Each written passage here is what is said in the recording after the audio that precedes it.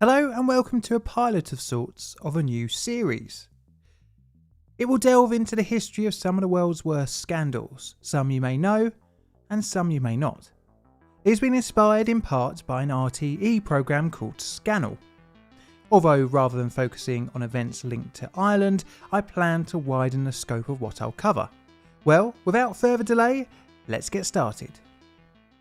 It is the late 1950s and a woman is at a regular pregnancy checkup in a doctor's office in Kilburn, northwest London. She mentions to the doctor that she is experiencing morning sickness. Nothing unusual, as this is quite an often complaint for a pregnant woman.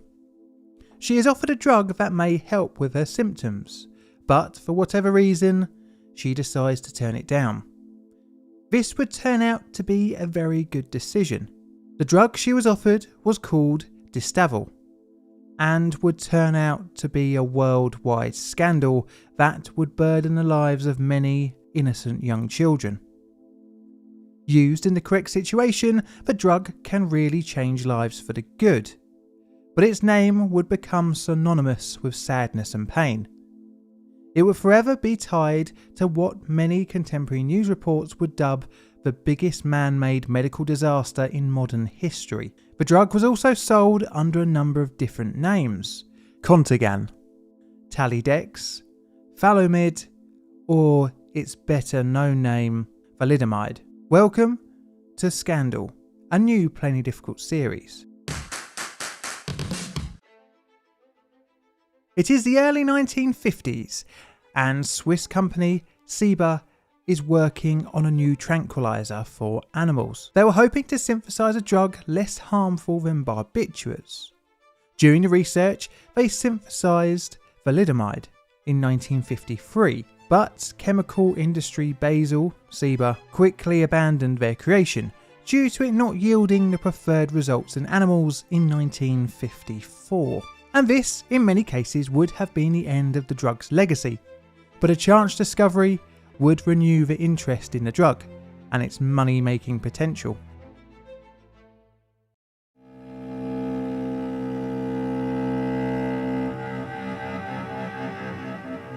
In the mid-1950s, German company Chemie Grünenthal stumbled into the drug. But I should first pause to talk about the company that would be the centre of the future scandal. Here comes one of my side notes. Chemie Grünenthal was a company with some pretty shady beginnings, with high-up members of its management and research team having in some cases a few million skeletons in the closet. I'll be brief, but I think you'll find this interesting nonetheless. Founded by Hermann Wirtz Sr., a Nazi Party member and an advocate of racial hygiene and eugenics, hardly a surprise now for a Plain Difficult video. Well, Chemie Grünenthal had set up in 1946 in the wake of World War II, originally as a soap company, but were looking into various places for their revenue routes. As part of this, Wirtz put out the word for the need of scientists with experience in antiviral research. Well, with the war over, concentration camps closed, and the doctor's trial being undertaken in Nuremberg, prosecuting the leaders of the human experimentation programs, there were a few unemployed and, most importantly, unimprisoned Nazi scientists kicking around. Well, Wirtz saw this as an opportunity at gaining some valuable scientific experience for his fledgling company. He hired a handful of scientists who had committed multiple crimes on many poor concentration camp inmates. His new team would be headed by 32-year-old Dr. Heinrich Muchter, who was the director of the Krakow Institute for Typhus and Virus Research during the Nazi occupation. He had experimented on prisoners in Birkenwald concentration camp against their will. Muchter narrowly avoided justice from a Polish war crimes court by fleeing back to Germany and into the open arms of Wirtz and a position of head of research in his new company. As a side note to the side note, Wirtz also took on Otto Ambros as an advisor after he had come out of prison. He was serving an 8-year sentence but released after 4 for crimes against humanity for his work at IG Farben developing poisonous gases, which he had also been testing on forced labour camp inmates. His work also helped bring around another infamous product, Zyklon B. Chemie Grunenthal had a fascist dream team of Nazi scientists that put them to work, and this leads us back to the 1950s. Thalidomide was rediscovered as a byproduct during research into glutamic acid. With this new substance, the company patented it in 1954, and they set about finding a use for it. It was found by scientists at Chemie that thalidomide did work as a sedative on humans. Brilliant! Something to sell. It was found that thalidomide produces deep sleep without hangover or risk of dependency. Before it could be brought to market, the drug was tested on rodents, and much to the joy of the Zig Heiling scientists, no lethal dose could be discovered, and in 1956 it was introduced under the name Contagan, and sales began in October 1957. Initially, it was marketed to epilepsy sufferers, but the market was pretty small. Time to expand. It was discovered that the drug also had the benefit of being an effective antiemetic, that is, a substance that can reduce or stop nausea and vomiting. Something that pregnant women can experience, known as morning sickness. Although pregnant women became the target for Contagan's marketing, tests on the effects of the drug on unborn life were not undertaken. Although seemingly a terrible decision today, in the 1950s it was not even considered for many medications. This was due to the conventional knowledge at the time, thinking that anything taken by a pregnant woman couldn't pass across the placental barrier. Towards the end of the 1950s, Contagan was one of the best-selling sedatives in Germany. It was relatively cheap and accessible without a prescription. But the product wouldn't be confined to just Germany. Under license, thalidomide was produced internationally and sold across the world. 14 pharmaceutical companies would sell the product in 46 countries under 37 different product names. In the UK, British pharmaceutical company, the Distillers Company, Biochemicals Limited, were producing and selling the drug to customers across the UK, New Zealand and Australia under the name Distavel, aimed at mothers, with its license being granted in 1958. It was even advertised using the following in its marketing: Distavel can be given with complete safety to pregnant women and nursing mothers without adverse effect on the mother or child. Questionable to say the least. On top of this, in some markets it was touted as a cure-all medication, again the hallmark of less than trustable advertising, somewhat reminiscent of the quackery of magic tonics of the last couple of centuries. With the money rolling in to Grunenthal, the company must have been loving the financial boom. By the end of the 1950s, roughly 14 tons were being sold per year.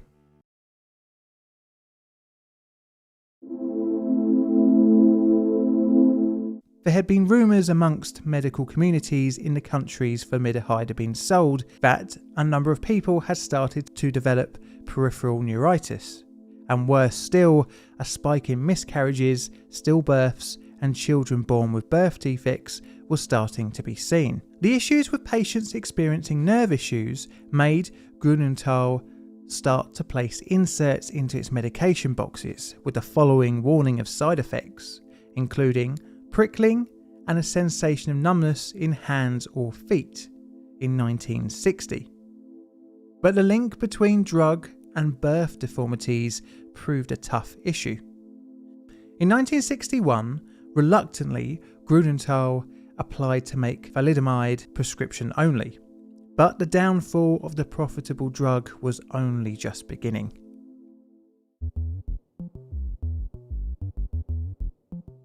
Grunenthal had heard complaints from several sources of the drug causing issues in newborns and adults alike. Initially just batted off as rare allergy-caused reactions publicly, privately the company set out to investigate.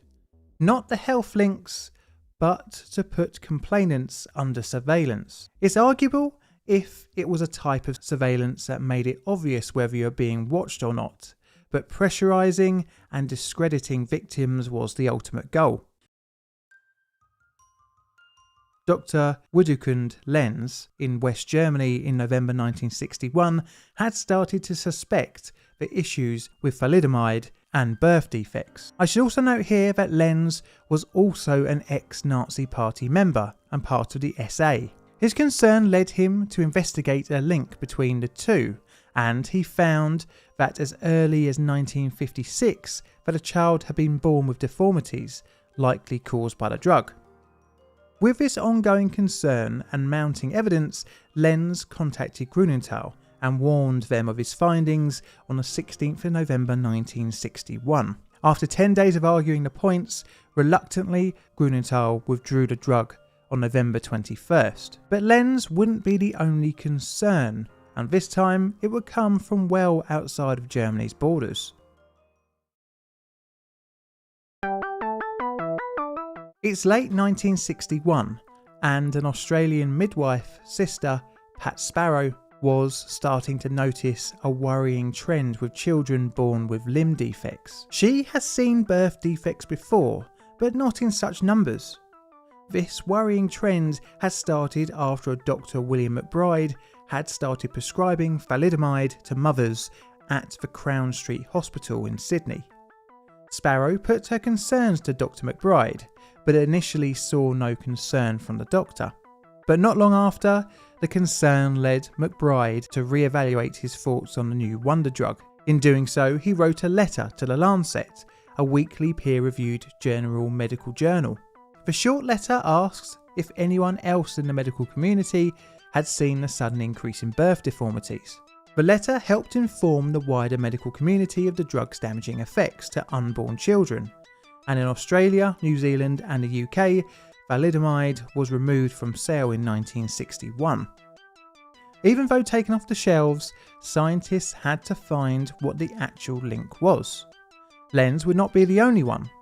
Dr. George Summers, chief pharmacologist at Distillers Company, the organisation responsible for UK distribution of the drug, started testing on rabbits. Repeated experiments showed the damage that the drug could inflict, but rather cruelly, it would only damage the fetus in a very short window during early pregnancy of just 42 days. It was found that the earlier the mother took the drug into pregnancy, the more drastic the birth deformities. If taken from the 20th day of pregnancy, central brain damage would be caused. Day 21 would damage the eyes, day 22 the ears and face, day 24 the arms, and leg damage would occur if taken up to day 28. Although we may never know the exact numbers, estimates are around 10,000 children born with various health issues. One thing we will never know is the countless miscarriages and stillbirths caused by formaldehyde usage. Even after 1961 and its withdrawal from many countries, it was still marketed in Canada until 1962, and Spain all the way into the 1970s. But one country that usually appears in my videos is missing, and this thankfully is down to one person. Can you guess the country? Medical reviewer for the US FDA, Frances Kathleen Oldham Kelsey, had thalidomide come across her desk in 1960. Pretty late in the game, and because of this, rumours about the drug from Europe had made their way to America. She refused to authorise the drug in lieu of further studies into reported cases of peripheral neuritis. In addition, she requested proof that the drug wouldn't cause damage to any unborn fetuses. Even under pressure from Richardson Merrill, the pharmaceutical company looking at licensing the drug in the USA, and manufacturer Grunenthal, Kelsey refused a license unless the appropriate tests had been undertaken. Unsurprisingly, the drug companies were not too happy about being made to pay out for extra testing, and they didn't, which doesn't inspire confidence in the product they were trying to sell. But we will come to the reasons why shortly. Her failing to crumble under the pressure saved thousands of children from developing health issues. As such, in 1962, Kelsey was awarded the President's Award for Distinguished Federal Civilian Service by John F. Kennedy on the 7th of August. Although not officially sold, thalidomide did cause some birth defects in the USA. These were mainly caused in clinical testing in roughly 20,000 people, of which around 17 would be born with defects. Scarily though, around 2.5 million tablets made their way into the US.